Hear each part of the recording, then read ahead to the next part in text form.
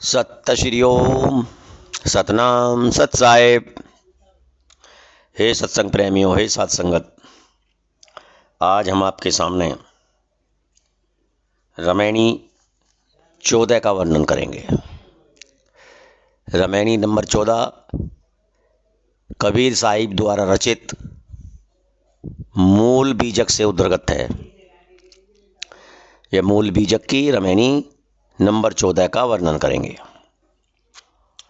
बरसो पापी आही गुमानी, पाखंड रूप छलेव नर जानी, बावन रूप छलेव बलि राजा, ब्राह्मण कीन कौन को काजा, ब्राह्मण ही सब कीनी चोरी, ब्राह्मण ही को लागल खोरी, ब्राह्मण कीनो वेद पुराना, कैसे कै मोहि मानुष जाना, एक से ब्रह्मई पंथ चलाया, एक से हंस गोपाल ही गाया, एक से शंभु पंथ चलाया, एक से भूत प्रेत मन लाया, एक से पूजा जैन विचारा, एक से न्योरो निमाज गुजारा, कोई काहू का हटे न माना, झूठा कसम कबीर न जाना, तन मन भजी रहूं मोरे भक्ता, सत्य कबीर सत्य है वक्ता, आप हुई देवा पुई है पाती, आप हुई कुल आप हुई है जाति, सर्वभूत संसार निवासी, आप हुई कसम आप सुख राशि,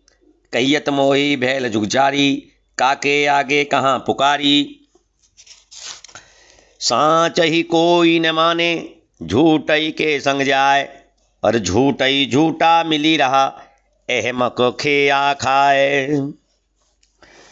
तो कबीर साहिब कहते हैं कि वह व्यक्ति सबसे बड़ा पापी माना जाता है जो स्वयं को जन्म से पवित्र मानकर गुमान करता है। बरसो पापी आही गुमानी, पाखंड रूप छलेव नर जानी। जो अपने आप को जन्म से पवित्र मानकर बड़ा मानता है, उसका गुमान करता है, वह सबसे बड़ा पापी है।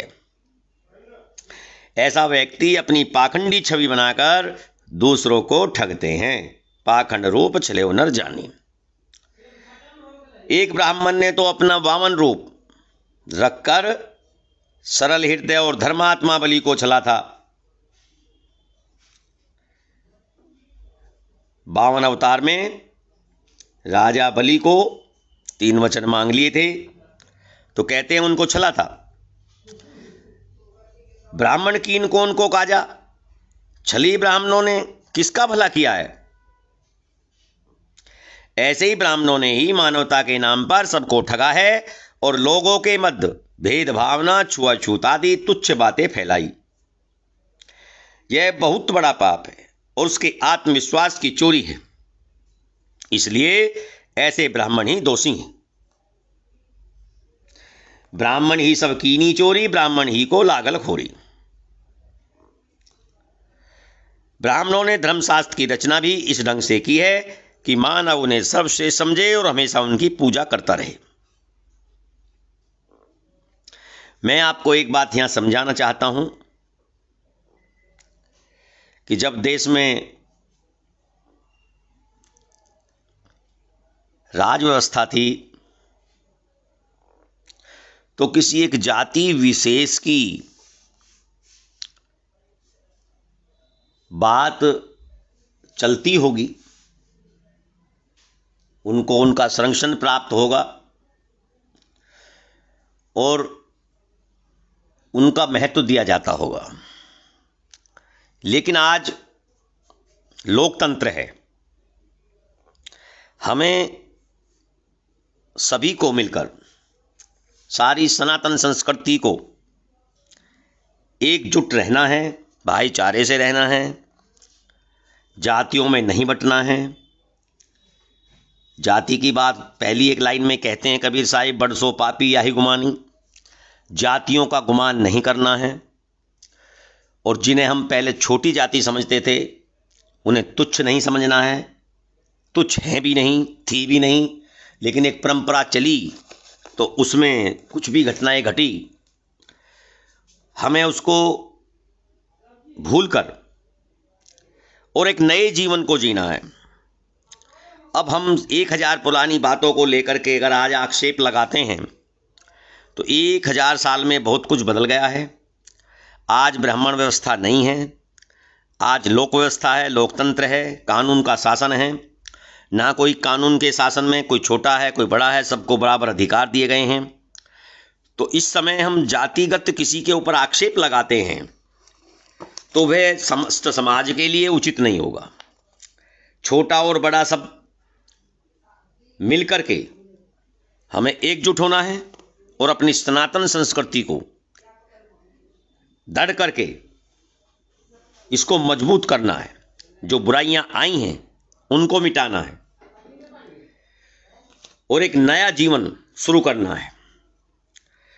तो मेरा मानना है कि यहां ब्राह्मण शब्द यदि ज्ञानियों से लिया जाए तो ज्यादा उचित होगा, क्योंकि जो व्यवस्था समाप्ति हो गई है हम फिर उस पर क्यों टोंट कसें, क्यों आक्षेप करें, क्यों किसी को लज्जित करें। तो शायद आप मेरी बात को समझ रहे हो मैं क्या कहना चाहता हूं। तो आगे कहते हैं कि ब्राह्मण कीनो वेद पुराना, ब्राह्मणों ने वेद नहीं लिखे। उस समय वर्ण व्यवस्था थी। आज के ब्राह्मण में और उस समय के ब्राह्मण में धरती और आसमान का अंतर है, ये आपको बात मान लेनी चाहिए। हम जिस ब्राह्मण की बात करते हैं वो वैदिक काल का ब्राह्मण था, वो ब्राह्मण ही था, लेकिन वो छुआछूत ऊंच नीच जब कुछ नहीं था, क्योंकि ब्राह्मण वर्ण व्यवस्था थी। ब्राह्मण के घर में शूद्र पैदा हो सकता था, शूद्र के घर में ब्राह्मण पैदा हो सकता था, ये क्रम व्यवस्था थी। जातिगत या जन्मजात व्यवस्था नहीं थी जैसा कि आजकल है। आजकल जातिगत जन्म व्यवस्था है, ब्राह्मण के घर में ब्राह्मण ही पैदा होगा ऐसा माना जाता है, लेकिन जब ऐसा नहीं था तो उस समय की व्यवस्था में और आज की व्यवस्था में धरती आसमान का अंतर है। मैं उसकी तुलना आज की तुलना नहीं कर सकते। उस समय का आक्षेप आज लगाते हैं तो ठीक नहीं है। उस समय की व्यवस्था ठीक थी लेकिन आज की गलत है। जातिगत व्यवस्था बिल्कुल गलत है, हम इसका विरोध करते हैं और शायद कबीर साहिब भी इसी का विरोध कर रहे हैं, क्योंकि कबीर साहिब भी 700-800 वर्ष पहले पैदा हुए, वो भी वैदिक काल में नहीं थे, उन्होंने भी यही जातिगत व्यवस्था देखी है और उसी की बुराई कर रहे हैं। हमें आज की जाति व्यवस्था की बुराई करनी चाहिए, ना कि वेद काल के वर्ण व्यवस्था की। वो उचित था, उत्तम था। तो ब्राह्मण कीनो वेद पुराना, उन ब्राह्मणों ने वेद और पुराणों को लिखा। कैसों कै मोहि मानुष जाना,